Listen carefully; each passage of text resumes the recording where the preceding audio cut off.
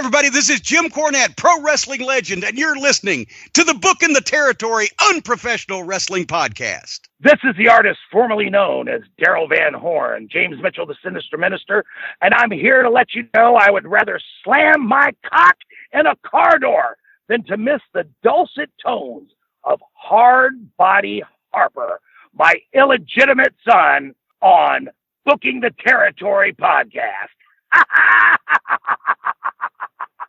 Welcome back, everyone, to this week's episode of our Smoky Mountain Rasslin podcast.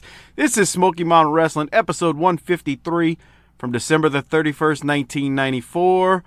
Remember, this set of tapings we're in right now is taping number 3 from this location, which was taped December the 5th, 1994. We're in Princeton, West Virginia at Princeton High School with a reported 250 people in attendance, if you believe the internet. That said, Happy New Year. New year, new me, I guess, since it's December 31st of 94. For us, it's mid-July in the summer here. It's hot and sweltering, and we hate everything about summer. But let me welcome in to Booking the Territory, the Unprofessional Wrestling Podcast, Doc and Hard Body Harper. And Harper was on a rant this morning, and I'm afraid... What? I'm afraid to actually get back into this discussion. I had to hit record because he was rolling so well. We were having a discussion because Harper incorrectly said the term Arab on a recent NWA episode. And Doc, could you want to tell him how it's supposed to be said? I believe it's Arab. Yeah, but, so we're going to have to send Harper to BTT training? Cultural sensitivity training. There you go, cultural sensitivity. Yeah.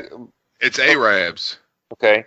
So we'll get you taken care of on that when you attend the training. But the thing I said is that we were talking about how everybody is just Asian now, but that Asia is the biggest continent on Earth, and pretty soon somebody's going to say, this label does not correctly make my cultural identity come alive. So they're going to split back up at some point. We'll see where that goes and how Harper can offend those people too. That's nice. Well, yeah, because technically Russia is in Asia, but you wouldn't say a Russian is an Asian. No. We could get into the argument: is Turkey in Asia or Europe? But no, because they got round eyes. Jesus. Okay, Christ. well, we may need to go to the training and make sure that we have that included in there as well. You may have to. Mike. We might have to just bypass the training and go straight to the North Korean Cultural Re-Education Center for Harper. Jesus. Well, Turkey is considered European, right? Is it? They're in NATO.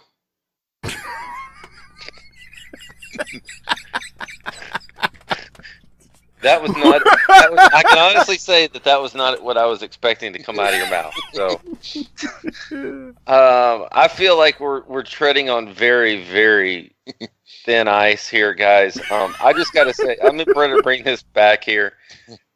Man, it's summertime, and we have been talking a shit ton of wrestling, have we not, Mike? This isn't okay. I don't really like doing this, but I'm going to lay this out.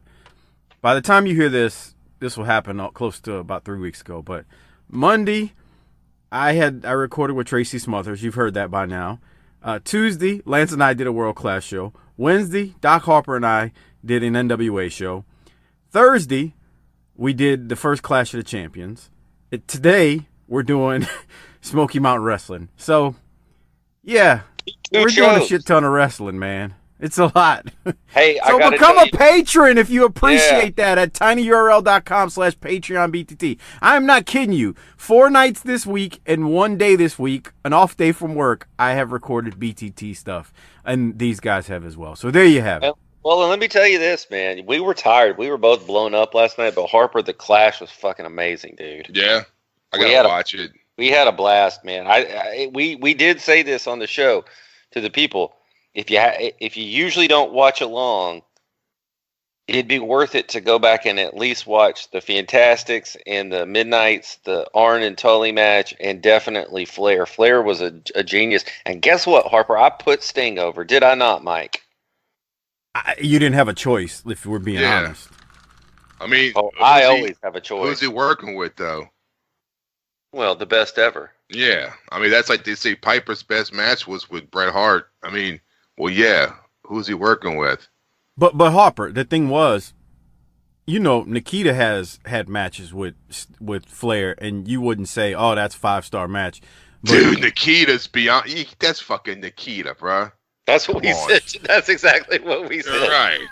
Yeah, it's like calling double dribble on a. You get. Come on. Fuck. You gotta let some shit slide.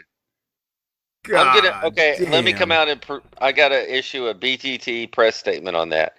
So Harper was up late last night. He's real tired. He's been on some medication lately. So we apologize to anyone we've offended with that statement. That's fucked up.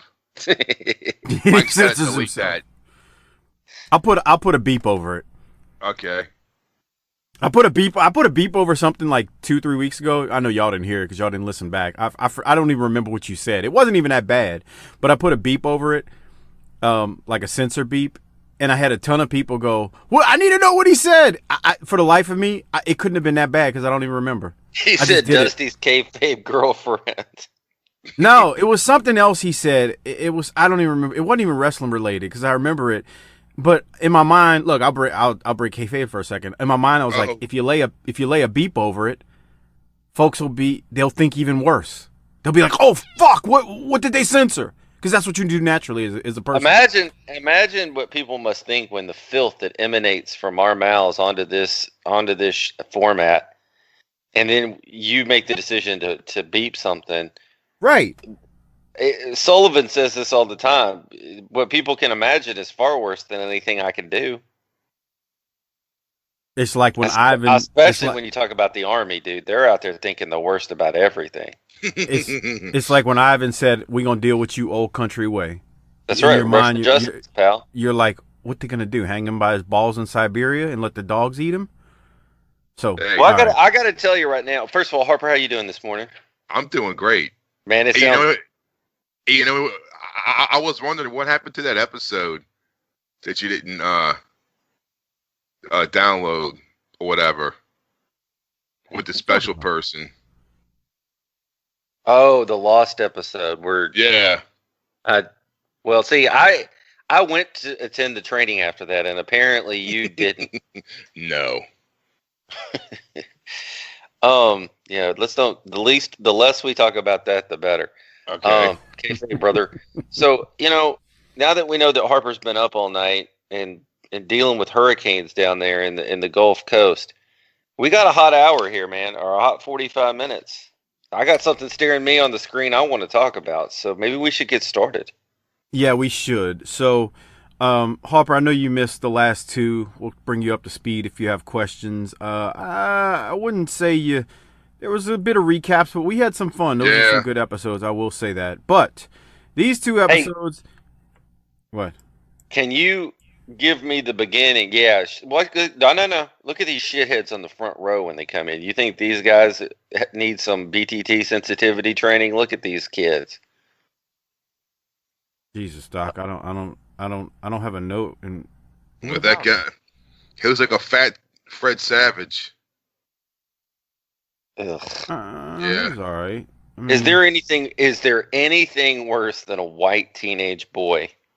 Entitled, awkward, just coming into things. Jesus Christ. I mean, you're dealing with a teenage boy right now. How fun is that, Mike? Yeah, attitude. I don't know if he Does he yell at you?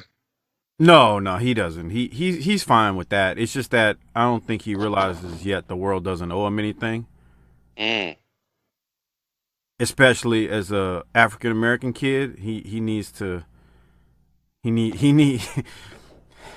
Man, we try to smarten him up to the business, but he's not. He's slowly getting to the. I believe that's a multi-year process. Yeah, man. Especially at 14.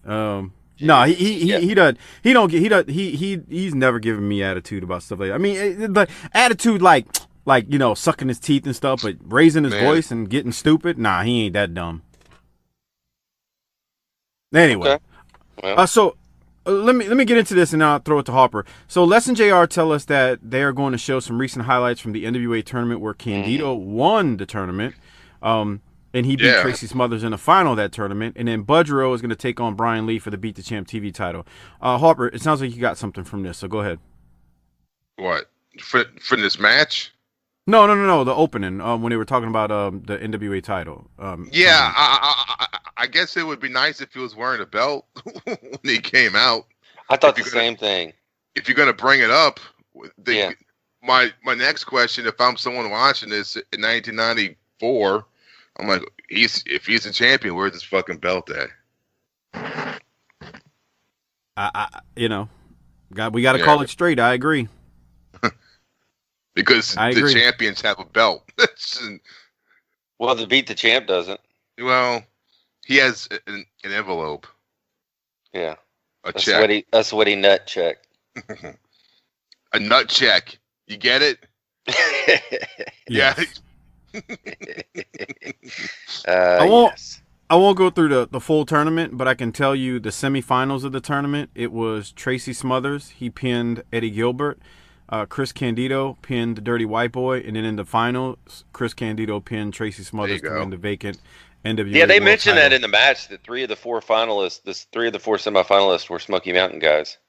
And for clarification purposes, this NWA title tournament is the one that took place after Shane Douglas threw down the belt. So this was the tournament in Cherry Hill, New Jersey, and it was November 19th, 1994. Man, I was disappointed with that kind of where that tournament was, man. Man, the NWA fell a long way in a short time. Yeah, because I know the NWA was to say the least, a fucking show of what it once was at this time, and now it's kind of trying to get his fucking feet back underneath it. But you would think they'll at least be in a building that wasn't used for educational purposes, perhaps. Yes. Some sort of a local politician's name auditorium, right? Right. Not the Andrew Jackson Middle School gym. It just goes to show you that without the WCW partnership, the NWA in name is nothing. If you don't have a TV deal, you don't have your product on TV, a nice platform. It really nice suplex there. Yeah. It doesn't mean anything. So, I mean, the NWA had fallen by this point. It was pretty sad, but yeah, Chris Candido won the vacant NWA World title at that tournament. So that's that. Steve Skyfire's in there right now versus Chris Candido. Candido wins with the superplex off the top rope. Doc, any thoughts on this match? Well, I want to go back to the open real quick. This is the last show of 1994, so another calendar year goes into the books for us, and next week we will enter the final. Yeah, that sucks. Like when this is like 1995, I'm like, fuck. Well, Mike doesn't think so. Mike was telling me this week how much he can't wait for this shit to be over. Well, what I told you actually was them last few months we will be saying, fuck, we can't wait for this shit to be over. Okay. Well, that's what I heard. So anyway, the power bomb there just a minute ago did not end this match, which I thought was interesting in 1994. Yeah. But I thought Candido was very impressive in this match. I think Tammy looks delicious. Jeez, look at her. The belt that he has is the one with the globe, huh? The NWA title you talking about? Yeah. It's the old one. How would we know? Yeah, I'm just wondering. Yeah, it's the NWA. It's the old. Look at him bounce off the mat there. That was nice. Then he started flopping like a fish. That was nice. That superplex has always been a nice move. So, well, let's go. Let's go. We just hit the tournament. Let's really hit the tournament now. Harper, you got anything from the match or no? Nah. They go to the tournament. They go to the, I should say, tournament highlights. So JR, he's about to throw us to some highlights from the NWA tournament, specifically the Dirty White Boy and Jerry the King Lawler. Dirty White Boy eliminated Lawler, and they throw us to the match, and it's joined in progress. Cornette got involved. He was managing Lawler. Cornette tries to hit Dirty White Boy, but he hits Lawler with the racket. Mark Curtis then awards the match to Dirty White Boy, but Lawler and Corny attack Dirty White Boy after the match and put the boots to him and they start to hang him until Al Snow saved him. Yes, Al Snow. I'll throw it at you, Doc. What did you have from the brief highlights that they show here? Well, I like to see. I mean, I thought this. I was with Harper, man. There was not a lot of people here, and that's odd to see the kind of names. And I like to see these kinds of things, man. This is interesting to me to see our Smoky Mountain guys interacting with Jerry the King Lawler and Eddie Gilbert and other people. I like this, man. Al Snow. FYI, reported 625 people in attendance. Bullshit. Dude, I'm just telling you what was reported. Don't fucking shoot the messenger here, okay, pal? Since nobody knows what I look like, I'm Luka Doncic. Baron Corbin. Okay, so did you hear Noe on commentary during this match? Yeah, what about it? Just saying that our good friend Tommy Noe, that's former guest, supporter of the show, it was on commentary here. Different voice than we normally hear. I know you're waiting for me to say something mean about him. I'm not going to. He's a dear friend of the show. I had to ask him one day. I bet he voiced it over, and he wasn't. Sure, he did that back at the Cornette compound. He did it literally. He did it from his house. This looks like, certainly between the Dirty White Boy and Lawler, certainly looks like something more than just a tournament match. I don't know. We'll have to see, I guess. That just sucks. It's damn, bro. This building is so small. Dude, it's well, in real estate terms, it's cozy. Yeah. Is that? Did I see it? Is that a? I can't even see. It doesn't even. I don't think a gym, is it? That's not a school. Yeah, because look at that big door. You saw that door to the left a second ago? That big garage door? Yeah, it's like a fucking... I don't know what... Dude, I don't know what kind of building But there's no bleachers, though. That's true, too. That's the first thing I thought was, they got that big-ass garage. I mean, that's the loading trucks to unload shit, but there's no bleachers. Yeah, y'all got me with this one. All right. Any other thoughts on Lawler and White Boy? I bet your buddy was probably there, Brian Lass. Was he there? Cherry Hill, New Jersey? I bet he was.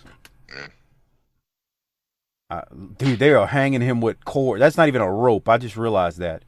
They start to try to hang him with the fucking electrical cords. All right. Look at these fucking dicks. Ugh. All right, let's go to White Boy's promo after the match. Here it is. They're back in the location where they're filming from. Ladies and gentlemen, there you saw the footage of what happened in the NWA Tournament. Being the Smoky Mountain Heavyweight Champion, your plate is pretty full anyway, but this was another situation. You almost came away with the brass ring. That's right, but you notice Jim Cornette had to come down to ringside. Apparently he was a little upset over what happened a few weeks ago with Bruiser Brett and myself, the outcome of those matches. But the man that was really upset was Jerry the King Lawler, because, he was picked as one of the favorites in this tournament, and I knocked him out the first round. You certainly did. As a matter of fact, he hasn't forgotten that. As a matter of fact, Dirty White Boy, and we have these comments I'd like to hear for you to hear right now from Jerry the King Lawler. All right, I want to stop there. Y'all got any thoughts on Lawler first? I mean, on White Boy.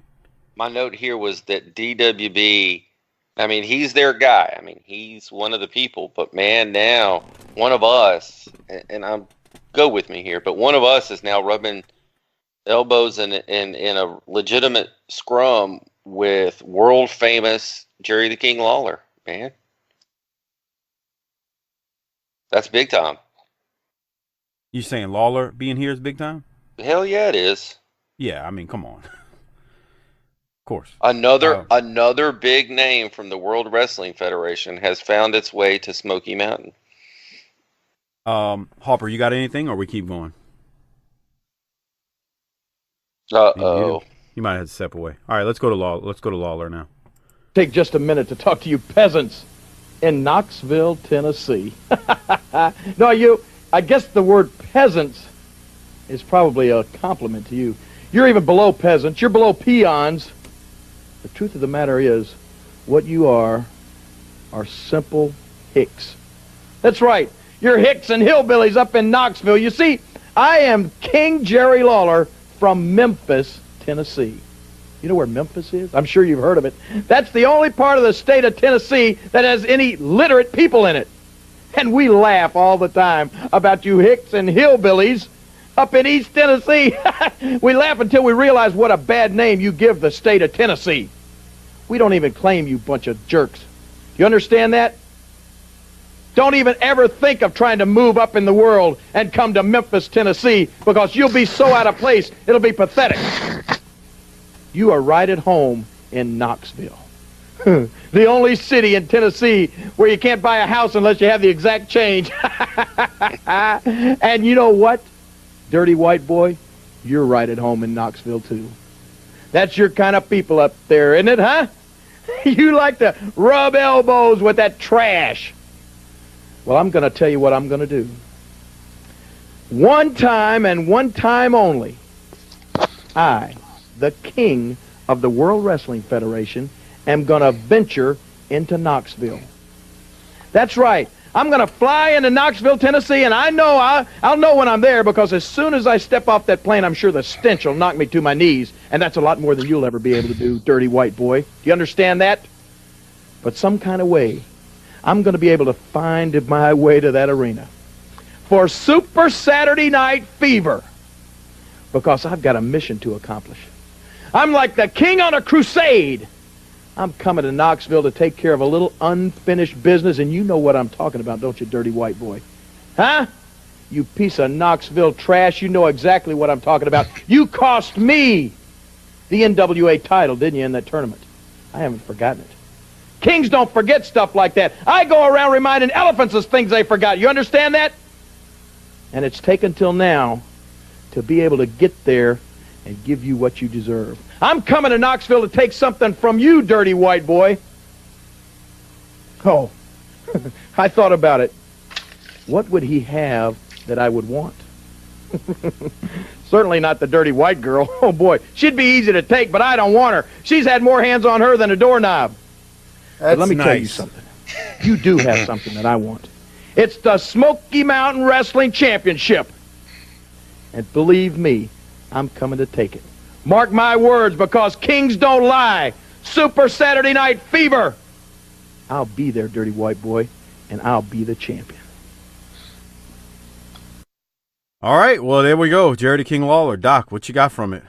Man, what a big get for Smoky Mountain Wrestling. The damn king of Memphis, the king of the WWF. Jerry the King Lawler, man. He's out there talking about hicks and hillbillies, and I gotta say, where did he lie? Yeah. Y'all see that picture I sent y'all last week? I was outside of his restaurant in Memphis. Yeah. Yeah. Yeah. All right. Well, there's that. How was it? Yeah, I didn't go inside. Shit, dude! It wasn't open yet, dude. What am I going to do? Kick the door in and start putting people in headlocks? I mean, shit. Yeah, grow some hair in your chest. Be a fucking man sometimes. All right. Well, I thought it was funny that the big bad king of Memphis, king of the WWF, superstar Jerry the Lawler, King Lawler, was cutting a promo in a locker room in front of Kyle and Tyler's basketball lockers. Yeah, but the thing is, I like about that is it's at least a fucking locker room. I get it. Man, how comfortable is the king on the mic, though? Yeah.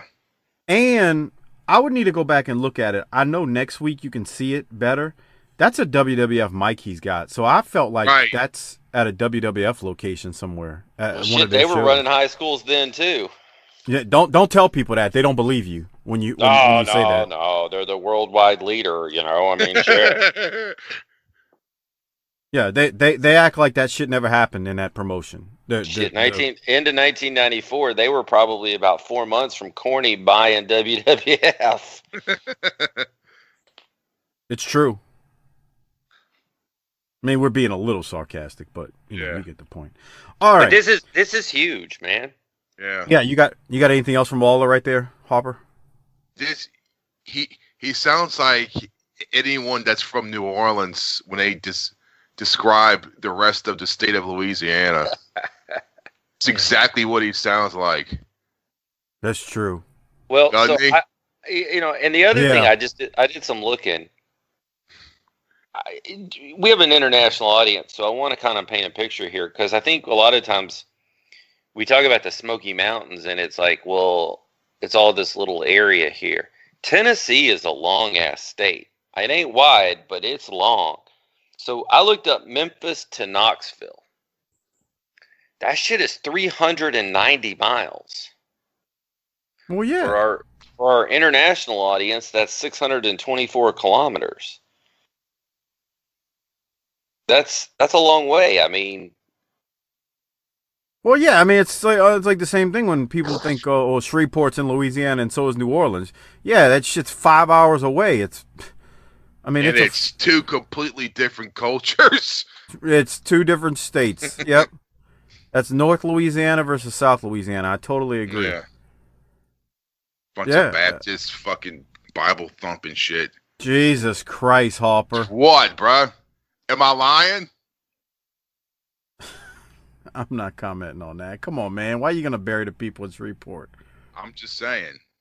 My biggest problem with the people in Shreveport is they think they're fucking Texans and they want to root for the Cowboys. Right.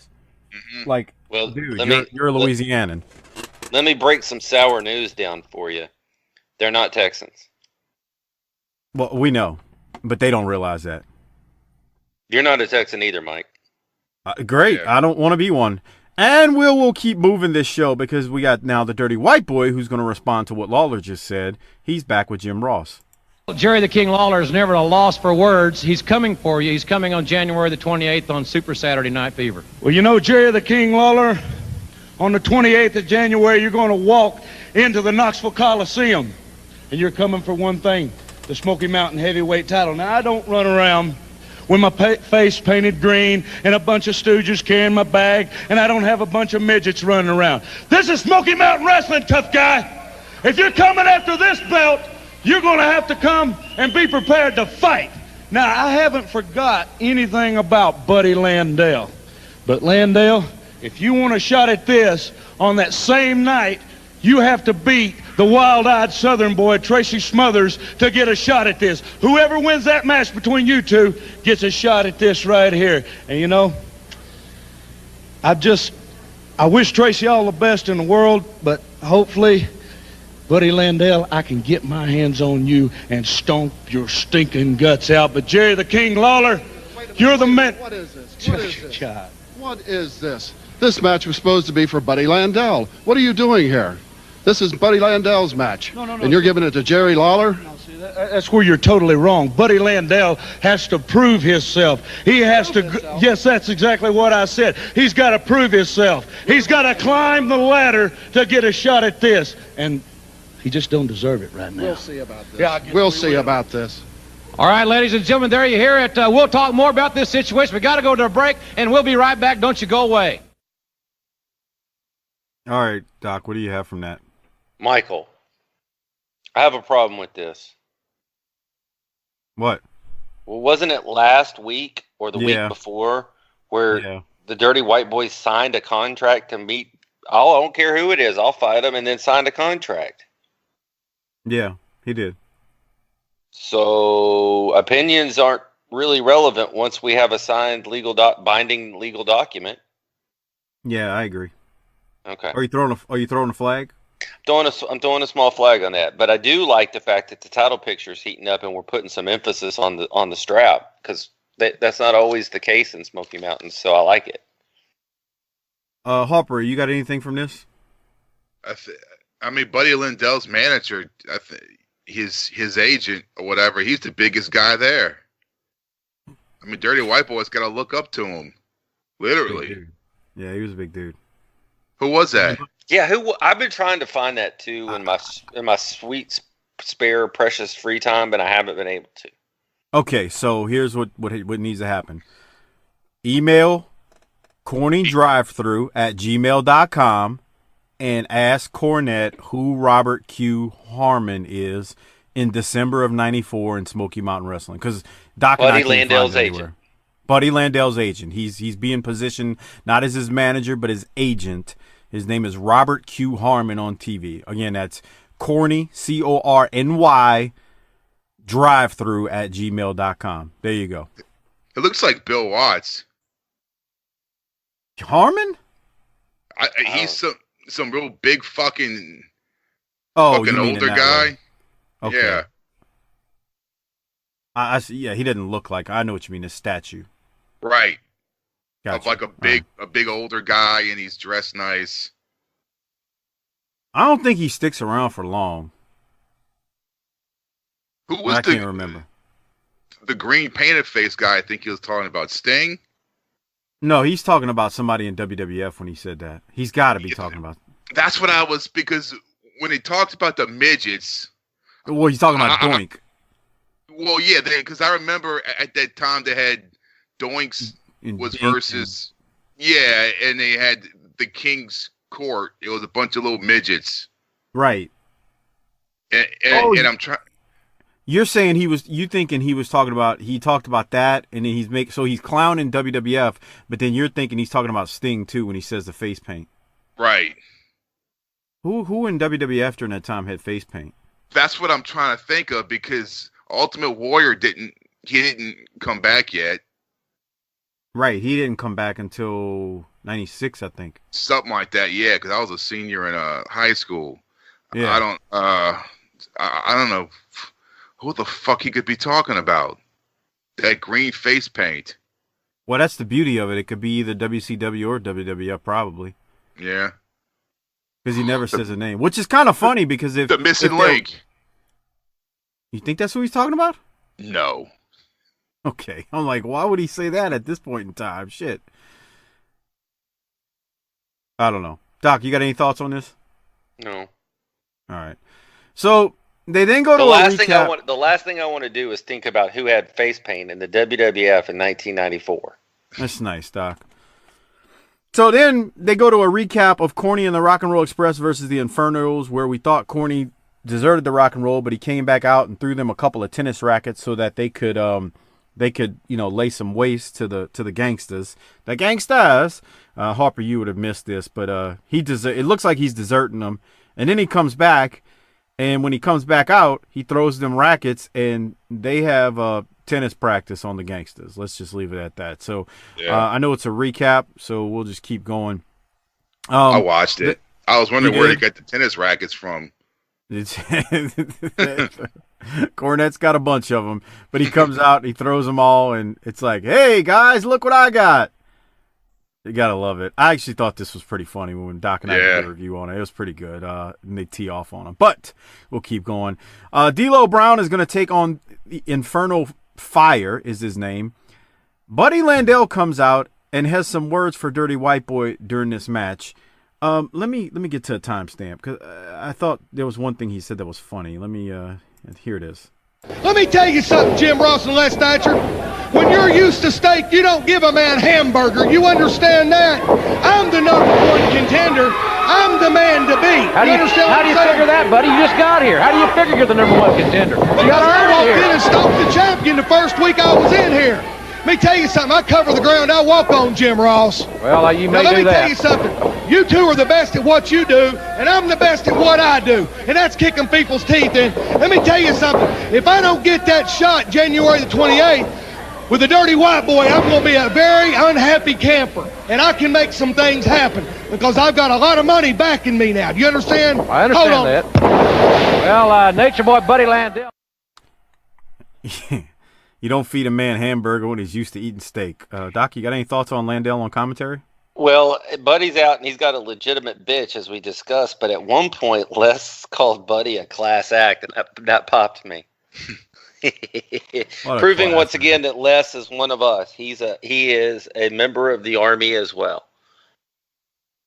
It still trips me out that when Les was on the show, he said, I was listening to you guys. That's not a good idea. And I'm thinking to myself, And this is a man that seems like a real genuine dude, and I'm thinking, God, let's put our filth in his ears. I mean, it ain't exactly the same thing as fucking the devil Jim Mitchell here. Yeah, no, huh? Right, but still, Les Thatcher saying that just was like, wow. I don't know. It's a little humbling when you hear that. You're like, holy shit. All right. So why Buddy comes out to the ring, or he decides to stop the match, and he basically kind of somewhat makes a challenge at Dirty White Boy, and then Buddy powders out. Harper, do you have anything from all this? Robert Harmon is a big dude. Yeah. Now that you say it. You don't have anything, though? All right, Doc, anything else? Mm-mm. So we'll then go, Bruiser Bedlam hasn't been around for a while. He's kind of just been, I don't want to say just laying in the way, just whatever's happening. He's not been around. Yeah. So he hit a point a couple of weeks ago where he needed another territory to go work in for a while. Yeah. He's like what Killer Kyle kind of turned into. He's just kind of floating around. You see him every now and then. Very true. Which is weird because this man fought Macho Man. Right. And won. Right. And won. So let's go to confrontation with Jim Ross. It's pretty short, but I think Jim Ross is just great here. He's a great instigator. Here it is. Ladies and gentlemen, as we mentioned this week in confrontation, it was Bruiser Bedlam who demanded that Mr. Cornette join us out here, and for what reason, sir? Listen, Jim Ross, I don't play second fiddle nobody. He's getting involved with the Rock and Roll Express, those two punks. I want title shots. I beat the Macho Man. I ran over Tracy Smothers. I ran over everybody in this territory. What are you doing to me, Jimmy? I don't need this. What are you doing to him? Hey, now don't start. What are you doing to this guy? What is the matter with you? Bruiser, listen, you had all kind of title shots against the Dirty White Boy. I want more. It didn't go our way. These things take time. I'm not trying to slack off on your career, but sure, I've been busy with the rock and roll and the gangster situation and all that stuff. I got a lot of things going on in my life. He's but ignoring you. No, Jim, don't keep instigating. I'm trying to tell you, Bruiser, just stick with me. Be patient. Be patient, because these things take time. You'll be back up in the title picture. You'll be back up in the spotlight before you know it. You're going to be running roughshod over everybody. You did beat Randy Macho Man Savage right in the middle of the ring. You beat everybody. And it's just a matter of time before I get you back in those title pictures again. All I know is you better produce. You better produce, and I want to produce fast. You do what you best and just shut up and hit that mic. Bruiser, I'm getting sick of this. Listen. I don't want title shots. I want what I want. Bruiser, you had title shots with the Dirty White Boy. It would have helped if you'd have won one of them. Are you saying you blew it? You blew some of them, but I'm going to get you some more, but you got to have faith in me. I've been guiding you all along up till now, and you've been at the top, and I'm going to keep you there if you just have faith in me. Now, come on. Let's talk about this thing. Let's go back in the back and get out of fish face mouth. I don't like him either. You better produce for me, Cornette. That's all I know. Come on, Bruiser. Let's go talk. Come on. And if I were you, Bruiser, I'd check my bank book, too. You may be missing some funds from Cornette. Ladies and gentlemen, we'll be right back in just a moment. JR is fantastic here. Dude, Harper, he really is. Let me go to Harper first. Harper, what you got? He's like when they used to have those like Jerry Springer type shows, but you had Jerry Springer, then you had like the lesser known ones, and the guy would just get them fucking riled up. Yeah. You know what he is. You ever had this happen to you, Mike? You ever be arguing with Sasha about how stupid anniversaries are, but you're trying to like navigate it so that it doesn't escalate, and your boy walks in and goes, I don't know, Dad. You were telling me yesterday how dumb all this shit is. And you look at him like, would you keep your fucking mouth shut? Thank you. I'm trying to smarten you up. You ain't got to come in here and break kayfabe for us all. You got to pour. We don't need gasoline poured on this situation. This requires some delicate maneuvering, and I'm the one to do it. It's so great, man. JR is so subtle at it, but he's been doing it for years now to Corny. And Corny was great because he goes, it would have helped if you'd have won one of my title matches I got. What a great line that was. That was true. Lots of good stuff there. Give Bruiser credit too right there. Yeah, he wasn't bad at all. I mean, he said it. I beat Macho Man. Shit. Yeah. How many people in 1994 could say they beat Macho? And the thing that makes it good to me is it feels like he's got a legitimate complaint, because if you've been watching the TV, Cornette has thrown him to the back burner. He's been concentrating on this whole gangsters and rock and roll thing for like a couple months now, and Bruiser's just been kind of just thrown to the wayside. It's there's a lot of truth here. You agree, Harper? Yeah. He's he's just he's just another guy now. Yeah, it's, I agree. You were talking about Killer Kyle. It's like he's a level above Killer Kyle, but that's not really saying much in the hierarchy of talent. That's nice. Well, no, I don't, and that's not a shot at Kyle. I'm just talking about how they booked him. Sounds like it. Because I think they could have. I actually, if you talk to like Bobby Blaze and other people about Killer Kyle, it's like Corny should have did more with him because he was talented. I don't know if he could cut good promos, but I don't know if you really needed him to cut promos if Corny would have just did the talking for him. Kyle knew what he was doing. All right. We'll keep going. There was a Tracy Smothers promo. Tracy's with the Stars and Bars, and he talks a little bit about the feud with Brian Anderson and then the NWA title feud as well, or the NWA title match. You have anything from it, Harper? It was like 30. It wasn't even long. It was like 30 seconds. No. Yeah. I'm waiting for this guy to go. I was excited when he came in. I was like, oh, look at this guy. Someone new, and then it's just, I'm kind of, I think he's, I was thinking about Brian Anderson during this match. Because it'd be real easy to do my normal, but then I was like, the Army deserves more analysis than just some snoring. I think he's really, really hurt by this style in 1994 because it feels like 94 is a year where people are doing more aerial maneuvers. Power bombs are coming in. Candido's doing all kinds. Yeah. And it really highlights look what ECW is starting to do right here too. Yeah, and you have Cactus doing things and Candido doing things, and he's down on the mat. And it's not awful. It's Anderson wrestling, but it's really highlighting the contrast in a bad way, I think. I think it was a product of the time as much as anything else. Tracy told me he was fresh out of like amateur wrestling, and when I asked him about Brian, he said he was really, really good. He said he did push him like from a mat wrestling standpoint. He was like, man, he was talented.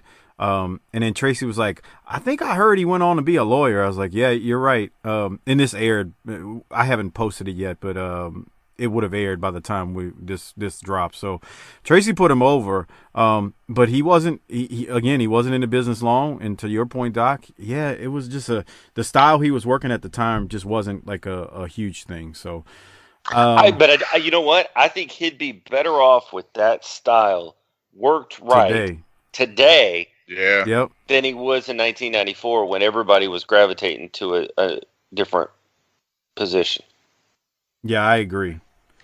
Did y'all hear during the Brian Anderson and Anthony Michaels match, JR said Brian Anderson has about as much charisma as oatmeal with nothing on it? Yeah. No, but that's a great line. That's just fucked up. Stop. But I popped when JR said that. So Brian cuts a promo after the match. Meat and potatoes. Harper, did you have anything from it? No. Fuck. Doc, you. All right, we'll keep going.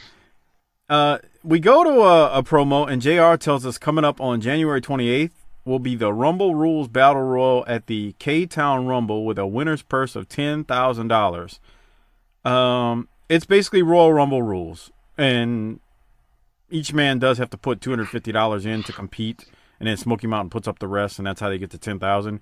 But it's basically a Smoky Mountain Wrestling Royal Rumble. Doc, any thoughts on it? I would assume they got clearance from Vince to use the Rumble name, maybe? I don't know. Does Vince have that trademarked or owned in some way? I guess. I would imagine in a Battle Royal scenario, it might be.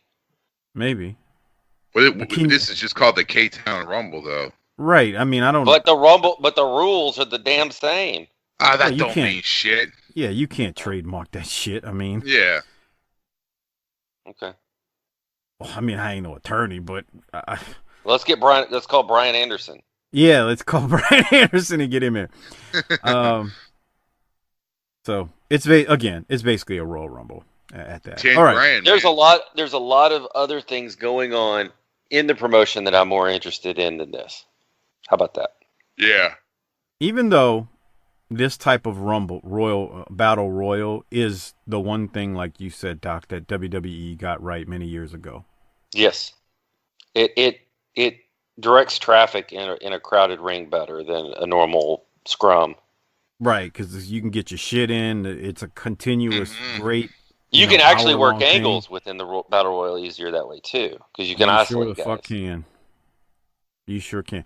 Harper, when y'all do the Revolution Rumble every year, how long of a match is it usually from start to finish? 45 minutes or so? Yeah, about that. So Yeah, about 45 minutes. And the best part about those matches is, to me, there's never really a time when people are on their hands. It's kind of just continuous action, which I think Because you're wondering who's next. Who's next? That's right. And That's then when they come out, it's like a surprise every time. Right, Yeah. exactly. every few minutes you got a surprise coming out. So, all right. So we'll keep going. The next match is the main event for the TV this week, and it's Brian Lee versus Buddy Landel. When this match started, I just kept thinking, man, if Brian Lee retains the TV title, will Buddy take the check from Mark Curtis, stuff it in his balls, and then stuff it down Brian Lee's mouth? Am I the only one of the three of us that thought that? You are. Yes. Yeah, I don't Thought think the about same thing. I don't think about. Oh, I See, don't think about that kind of trash. Oh, no, hold on. So, Hopper, you thought that? Right. Because he did it before. The Tim Horner. Yeah. Old Tim Okay. Horner. So I'd like for you to hit 3840 with some audio. Okay. 3840 for some audio. Let's go to 38. I can get to 3837. Okay, so hold on. Let's turn it up. See what he says. Hammerlock by primetime Brian Lee, almost a surrogate a protege of Cactus Jack. Exactly. Yes, Brian, it's almost like a new career for Brian. What were we listening for? He's got him in the armbar, and he's down on the mat, and he's screaming and then he goes, "I can get out of this anytime I want to." Oh. Hold on. Let's crank it up a little. By primetime Brian Lee, almost. Hold on. He's blowing some chance, maybe with some advisory behind the scenes. He can concentrate on what he's doing in that square circle. Hard right hands followed by the snap mare into the reverse chin lock. And again, Nature Boy Buddy Landel grounds the big man. And good move there. Nice counter move, turning away from the pressure into the hammerlock by primetime Brian Lee. Almost a surrogate a protege of Cactus Jack. Buddy gives zero fucks, man. That was awesome. I mean, okay, when he did that, I thought about Moon River. That's exactly what that is. Moon River. Okay. Doc, any other thoughts on this match? They go 8 minutes bell to bell. Which is long. Yeah, I got a philosophical question, and I know we're running a little long here for an episode, but it is, has anybody regressed more in this promotion than Primetime Brian? He's your first heavyweight champion. Yeah. I don't know if he's regressed. I think I'll stand by what I told you last time. I think he just doesn't fit the role of a babyface well. Or He doesn't look like one, that's for damn sure. Or is it just that the talent's better around him now? Did he get worse, or did everybody else get better? I think it's the role. Harper, what do you think? He looks like a face. I mean, look at him with the black jeans and the black metal shirt and the black hair. Because you said blonde hair, now it's black. Wait, he looks like a face or he looks like a heel right here? No, he looks like a heel. Yeah. Nothing about the way he looks says I'm a good guy. But yet he's trying to be a good guy. Right. He still looks like the singer from Dangerous Toys. he looks like a singer to a lot of fucking bands. Fucking Typo Negative. Remember them? Oh my God, that guy died. Yeah. Yeah, he just doesn't do it. Can you imagine Mike listening to Typo Negative for like 5 seconds? I think I remember that band. Yeah. Really? I feel like I've heard a song or two from them. Wow. You probably have because it was on ECW, I bet. Oh, yeah, that's true, huh? I just don't remember exactly where I heard it, but I feel but like I've Dangerous heard them Toys was in that Bullet Boys era, pal. Yeah. You know, it was funny.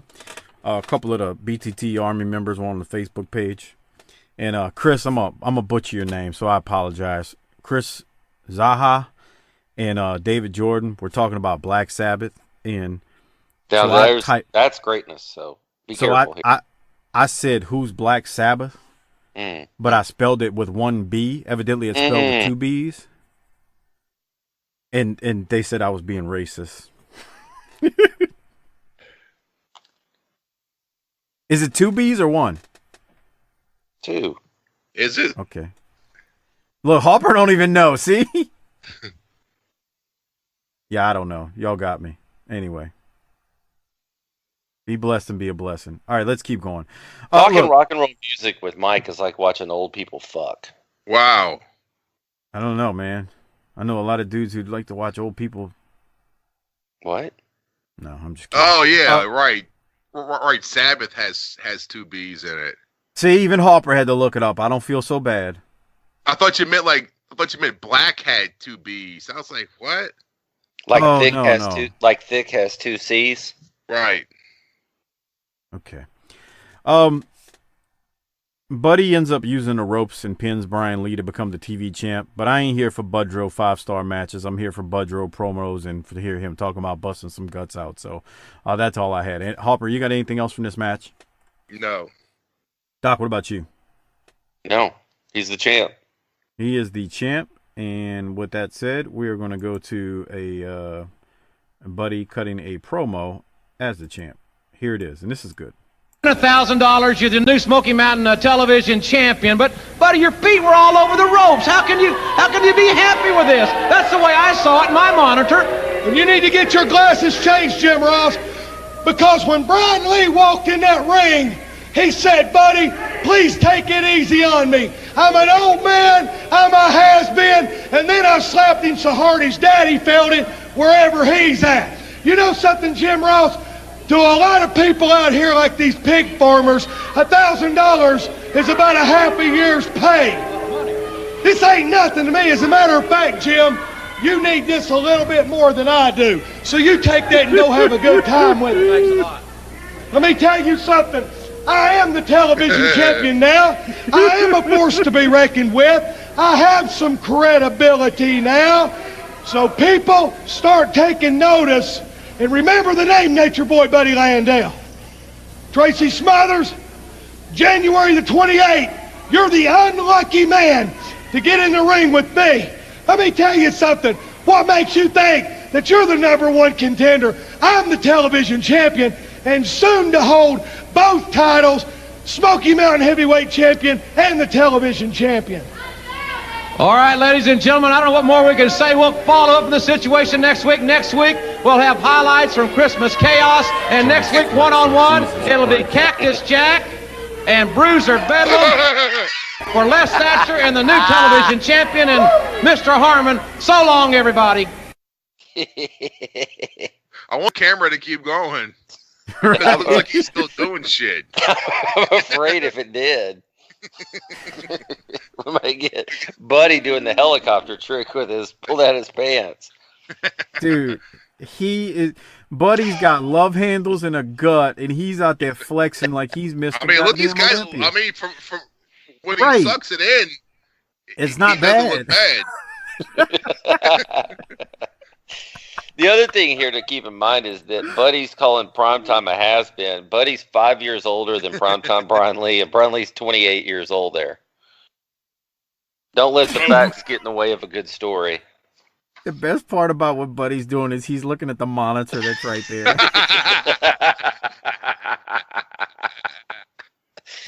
You got to watch him. When he starts flexing, he's looking at the monitor that's directly to the left of him, and he's staring at it as he hits those poses. And look at him. He's staring right at that monitor as he flexes and shows his striations.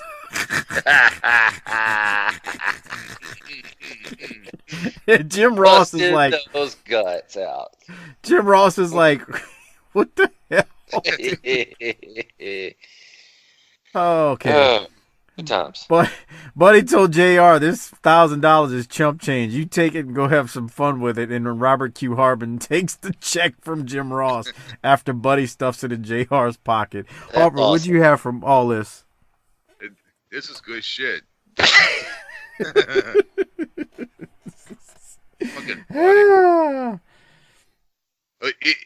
it looks like 2 beers should be in his hand right now. Yeah.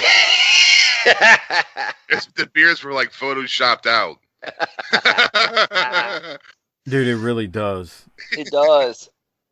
If you go to the YouTube version of this show, at 45:38, it really does look like Buddy should have 2 beers in each hand. Wow. That's great. Buddy. All right, Doc, anything else? No, let's rate this sumbitch. All right, we got to rate it. Before we do so, remember, if you're not a patron, what are you waiting on? Become one at tinyurl.com/PatreonBTT. You get the video review versions of these. You get 200+ audio episodes exclusive just to Patreon members. Doc and I were talking about the Clash of Champions at the beginning of this episode. We just, it would have aired by now, but, we've done a couple of WCW pay-per-views and the Clash of Champions at this point. So plenty of stuff up for Patreon members at tinyurl.com/PatreonBTT. We're doing some serious hard work over here to kick out extra content and shows on all these digital platforms, Doc. So become a patron for us at tinyurl.com/PatreonBTT. Also, don't forget, use the Amazon referral link at tinyurl.com/BTTAmazon. Go buy Bobby Blaze's book. Matter of fact, Bobby should be coming back to the territory soon. But go buy his book, Pin Me, Pay Me, and you can get anything and everything off of Amazon at tinyurl.com/BTTAmazon. Great way to support this show on an ongoing basis. All right, Doc, you were getting ready to go, so what are you rating this one? Man, what a great episode. I'm going to say 8.8. All right, Harper, what about you? I'm at 8.5. Mike gave it a 0. I gave it a Buddy Landel is freaking fantastic. That's what I'm doing. All right, so is he getting your cheese? He's got to get the cheese, bro. Not the king. I mean, the king is good. See, this is where you get into that thing of neither one is wrong. But Buddy's out there, gives his check to JR, then he's flexing in the camera, and it fits the heel role he's in perfect. So I got to give it to Buddy. I can't go king. Who are you giving it to, Doc? I agree. Buddy. Buddy? Yeah. Yeah. All right. Harper, Buddy as well? Yeah. He looks so good hard when he's flexing. He sucks it in. He looks good. Yeah. He's got like a core going, and I mean, look at that. Hold on, I'll pause it on it because I know exactly what shot you're talking about. When he hits the bicep pose, you can start to see there. a lot, like he right sees there. Himself and out right there. He's got a lat right there, and he's got got the abs starting to show, and he's got a little delt, and he's got a bicep and try showing. I mean, look, he's smooth looking, but I mean he don't look bad. But when he's standing there, he's got the love handles and the guts hanging out. It's he's got to really hit the pose to make it look decent. But you're right, Harper. He don't look terrible. I agree. Hey, I do want to remind everyone of one thing. We haven't mentioned this in a long time on this show. Let's get those 5-star reviews on Apple Podcasts / iTunes. Doc, you said something about that was going away a couple months back. I don't know what you're talking about. The 5-star reviews or the reviews are still on there as of this time. What were you talking about? Do you even remember? You sent me a text about that. Said that it was going away. Okay, so he stepped away. Must have been his long guy. Anyway, so if you're out there and you have not rated this show on Apple / iTunes, go there, give the show a 5-star review, and write some nice comments, and we definitely would appreciate it. Also, before we get out of here, make sure you check out the Wrestling Podcast About Nothing and Our Vantage Point on Mondays. They drop their episodes. The Wrestling Podcast About Nothing is hosted by ROH's Brian Malonis and Mike Crockett.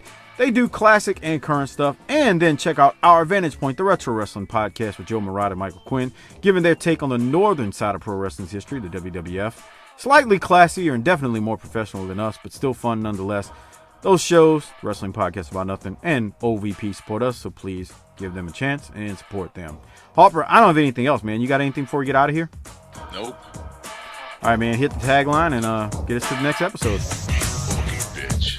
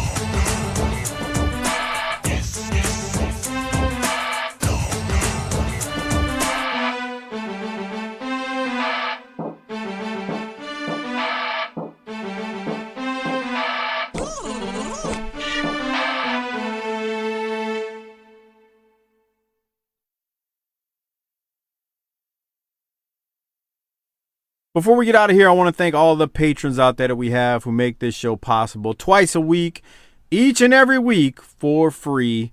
Thank you all. Thank you for your pledges. We appreciate it. And I can't say thanks enough, so I always like to close the show with thanking all of our patron members out there. Also, I want to thank the Hall of Fame patrons out there. Bob Richards, Michael Angel, Rocky Suezo, Christopher Champer, Will Harkey, Robbie Dyson, Rick Beebe, Brad Dunifin, Tom Schlegel, Coach Joey Chase, a.k.a. Willie Chase, Steve Malbasa, LaRon Brown, Kenny Byersdorf, Glenn Abbott at GA WrestleNut on Twitter, Bobby Murray, Marlon Mueller, a.k.a. Half Pints Point on Twitter. Keep cutting those promos, kid. Josh Warren, Everett Star, Super Duper Hall of Famer Mike Childrey, Super Duper Hall of Famer Kyle Riley, Super Duper Hall of Famer Disrespectfully Classy Mark E. Blassie. Mark, I had a great time doing that Halloween Havoc 93 with you. Can't wait to do it again next year, thanks to you being a Super Duper Hall of Famer. Craig Norman, Johnny on Patreon, the great John Zine at YRC21 on Twitter, Josh Dunn at Ryan and Auburn on Twitter. Good old Justin, Robert Smith, Joseph Ice, Tim Morecci, Adam Price, Brian Evans, Mark Wilson, Armando Martinez, David Jordan, Jesse Jacobs, Josh Fields, Chris Myers, Gerald Green III, Mitchell Johnson, Mike Prue, Will Parker, Jeremy Bryant, Classy Alex, Slider 91 US, David DeVries, Frog Zeppelin, SV Pageant, Bill Salsa, Big Rich, at Spy Boy Sports Cap, Ari Miller 39, Jay Shiny, Ruben Espinoza, Merciless Jones, Jesse Lucas, Chris Browning, Justin _Andretti, Coleman 822, Marty Howell, T-Hog 94, Gobbled Unreal. Thanks for being Hall of Fame patrons. And also, before I get out of here, make sure you check out my friend Mike Prue and his Bottom Line cast going through the career of Stone Cold Steve Austin. Just search Bottom Line Cast wherever you get your podcast from. Also, don't forget on the new $5 tier, besides the Jim Crockett Promotions pay-per-views, and I say new, it's not really a new tier at this point, but besides the Jim Crockett Promotions pay-per-views, you also get the ECW live cast, which is Mike Prue and JV. They do every 2 weeks. They take 2 episodes of ECW, do it watch-along format. They play promos in the background, though, so you can get the audio as well. But it's a great show, so don't forget to download those episodes as well. It's nothing but ECW. Early ECW. It's so bad, it's good. With that said, once again, thanks to all the patrons. If you're not one, it's tinyurl.com/PatreonBTT. We'd appreciate it if you become one. And you guys have a great week. And until next time, you know what Harper always says when he gets out of here. Book it, bitch.